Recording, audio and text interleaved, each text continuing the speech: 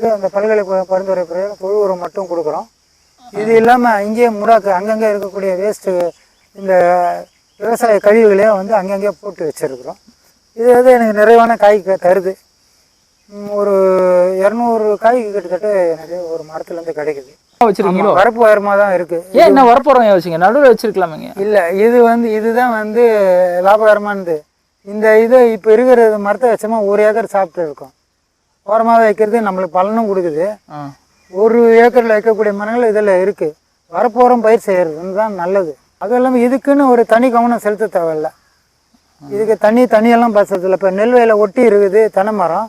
நெல் வயலில் இருக்கிற அந்த ஈரமே வந்து இதுக்கு போதும். இது வைக்கும், வளர்ந்துக்கும். இதுக்கு தேவையான தண்ணி அதே எடுத்துக்க போகுது. அதனால் வரப்போரம் வைக்கிறது என்னுடைய கருத்து பிரகாரம் பார்த்தா நல்ல விஷயம் அப்படின்னு நான் நினைக்கிறேன்.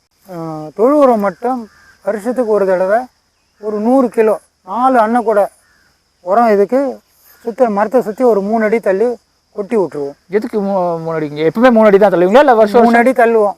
வருஷமா 3 அடி தள்ளுவோம். எதுக்காக 3 அடி தள்ளி வைக்கிறீங்க? அப்போ தான் வந்து அந்த வேர் எடுத்துக்கும். இன்றைக்கி இன்னும் சொல்கிறாங்க, தொழில்நுட்ப பக்கத்தில் என்ன சொல்கிறாங்க, இன்னுமே அதிகமாக தள்ளி கொட்டலாம் அப்படின்றாங்க.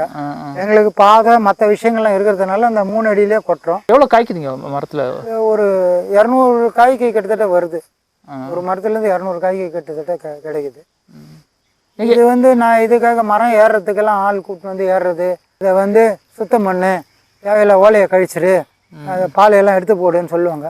நான் மரத்தை எந்த வித தொந்தரவுமே பண்ணுறது கிடையாது. அது பாட்டு எனக்கு திருப்திகரமாக தான் காய்ச்சிட்டு இருக்கு. அவங்களுக்கு எவ்வளோ காய்க்குதான் கேட்டிங்களா? கேட்டோம். அவங்களுக்கு இந்த அளவில் தான் காய்க்குது, இதை விட கம்மியாக காய்க்குது. ஆமாம், என்னுடையது குறையவே இல்லையே. ரசாயன விவசாயம் செய்கிற அளவுக்கு இதுவும் வந்துட்டு இருக்குல்ல. 200 காய் 250 காயிட, ஒவ்வொரு கொலையில் 30லேருந்து 40 காயிட வருது. ஏதோ சில நேரங்களில் 20 காய் 15 10ன்னு இருக்கும். ஒவ்வொரு சமயங்களில் 30 காயிலேருந்து 40, அதிகமாக ஒரே கொலையில் 45 காய் எடுத்திருக்கோம். அதுதான் ஹையஸ்ட் எடுத்தது.